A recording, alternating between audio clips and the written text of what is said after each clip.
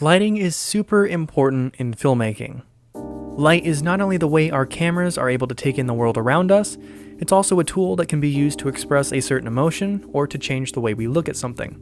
If the word photography translates to drawing with light, then filmmaking would be drawing with light 24 times per second. But as important as lighting is when it comes to shooting videos, it's funny just how often it can be overlooked. Sometimes lighting can become a bit of an afterthought. Maybe it's because it can seem like a daunting task to figure out how to light a scene properly. I know that's how I tended to feel when it came to shooting video, and now, looking back, I wish I would have taken more time to understand how to properly light things.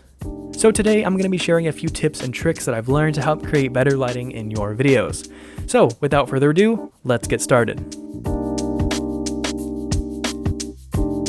For tip number 5, we'll start out with one of the most basic and yet well-known lighting techniques, one that's been used in countless films, TV shows, YouTube videos, etc., and that is three-point lighting.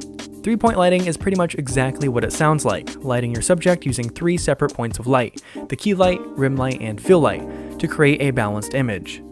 The key light is the main point of light that will light most of your subject. The rim, or backlight, is used to light the rear of the subject and create separation between it and the background. Finally, the fill light is a softer, dimmer light that simply fills in some of the darker spots created by the key light. When applied, this technique creates a pretty balanced image, which is especially good for interviews or product shots. The principles of three-point lighting also carries over into films, so if you take a look at some of your favorite Hollywood productions, you're bound to spot this technique at work. Tip number 4 is to diffuse your lighting. So when you're setting up lights for a shoot, one of your first instincts might be just to point them directly at your subject, but if you do that, you'll find that the end result is a very harsh looking image with hard shadows that can sometimes be kind of unpleasant to look at. And while this could be used intentionally to create a desired look, typically you want your subject to be lit in a more appealing way. And one of the simplest ways to do this is by diffusing the light. You can do this super easily with stuff around your house like a sheet or some other thin white fabric. Paper also works pretty well too for smaller lights. Though if you have a bit of cash to spend, you can also pick up these diffusion panels fairly cheap online. I'll link a couple of them down in the description below. Another super easy way to diffuse a light is to bounce it. Now this can be done by pointing your light at a wall or a ceiling, basically any kind of large bright surface that can be used to reflect that light and soften it. You can also use something called a bounce board, which is essentially just a big piece of poster board that's used to reflect light. You'll see these used all the time on large-scale productions because of just how simple and effective they are. You can make one yourself from home using a piece of poster board from a place like the dollar store, or you can buy some more professional ones that are collapsible and come with different surfaces. I'll also link some of those in the description down below. Tip number 3 is to use color in your lighting.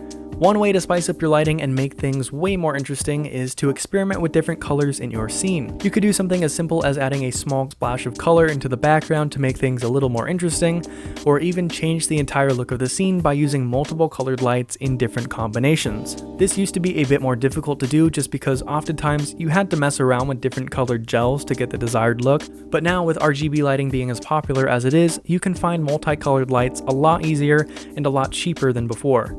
Now, I did a whole video on inexpensive RGB lighting for videos last year. Definitely give it a watch when you're done with this video if you'd like to learn more about that. So we've been talking a lot about lights and different ways to use them, but let's not forget that we all share one massive light, and it's right outside your window. Unless you're watching this at night, because then it'll be dark, but you understand what I'm talking about. It's the sky.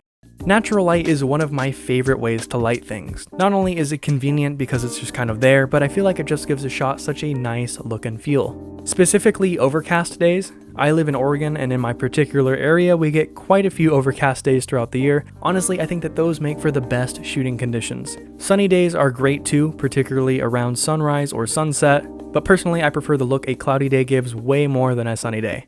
See, when it's cloudy and overcast, all of the light from the sun is being diffused by the clouds, and therefore creating a very soft light that's pleasant to look at.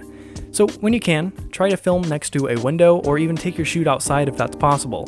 It's a super easy and free way to get some great lighting for your videos. So the last tip that I've got is to be sure that you don't overlight your scene. Now in the same way you can have too little light in a scene, you can also have too much. The goal is to try to strike a comfortable balance of lighting for the particular mood, setting, or feel you're trying to go for. Don't be afraid to experiment with different ways to light a scene, but at the same time, don't be afraid to take a step back and tone things down a little bit.